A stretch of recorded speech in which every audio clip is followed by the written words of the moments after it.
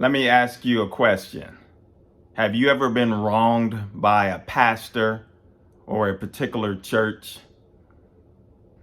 You know, we just came off of Resurrection Sunday, Easter Sunday here, and I was thinking of the many people that were able to go to church, for the churches that were open. And for some, many of them have been wronged by the church in the past. But maybe mama wanted them to go to church, maybe grandma, their kids, and they, mustered up the strength to go and let's go for tradition or whatever other reasons. But that's the only time that they plan on going.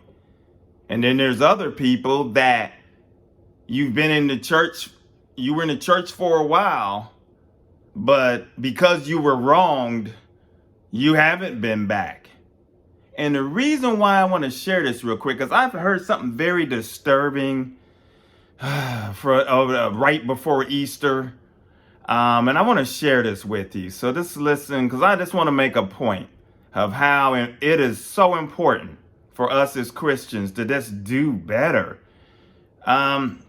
This particular person, last year, this particular person had, they were getting their hair done. And there's this beauty shop that has a barber shop right next door that's owned by the same person. And all the guys are over there in the barber shop area. And then you got a bunch of beauticians in the nail techs in the beautician side. And I didn't know, but there's a guy, old friend of mine, we both were ministers in training at the same time. And I did not know that he was over there. But coming to find out last year, someone told me that someone that I know very well said that one of the beauticians said that he made a comment about her butt as far as, looking at her physically. And I said, no way. There's no way. He's not like that. No.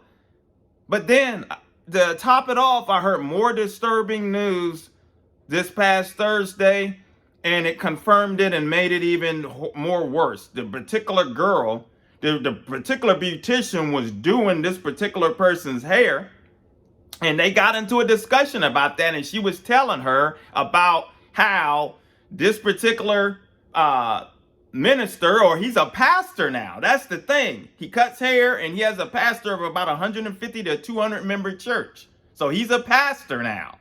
And he's been that way, probably a pastor, I would say at least the last 5 to close to 10 years now.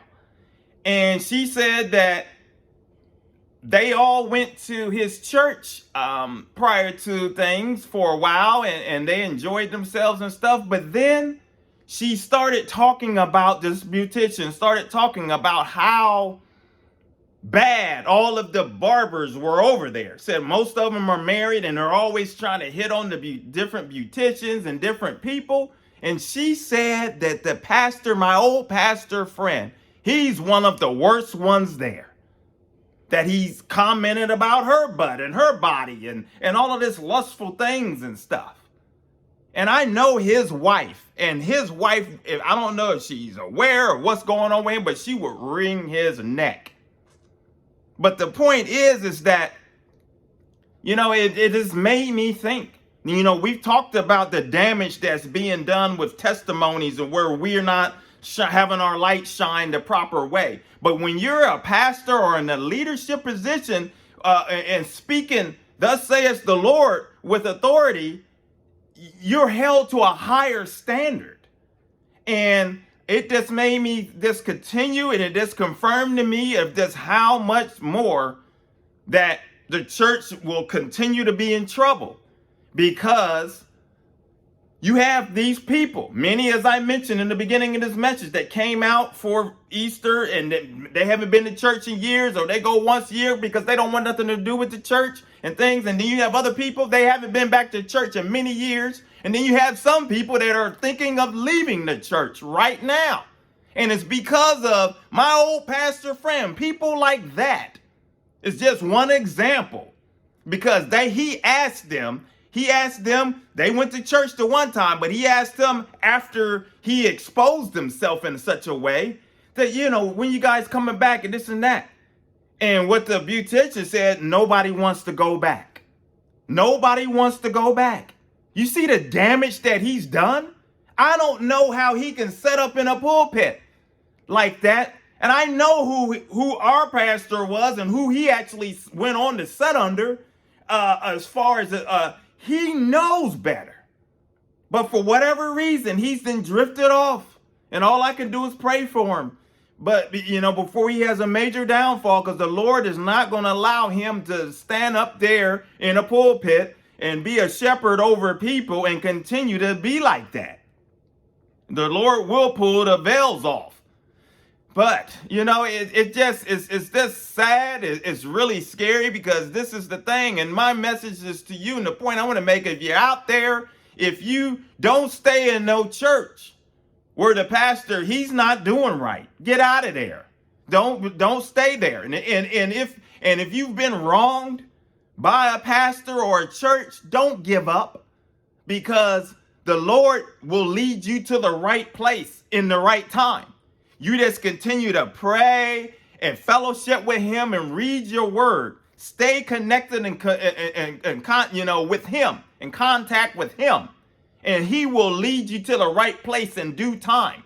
Don't let nobody beat you up because you haven't found a church home yet, because you may have had to leave a church. Your relationship with God is still connected.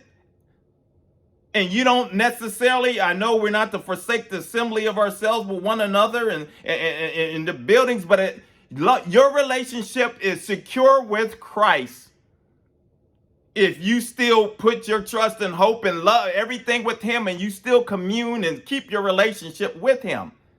And everything will be okay. He'll guide us.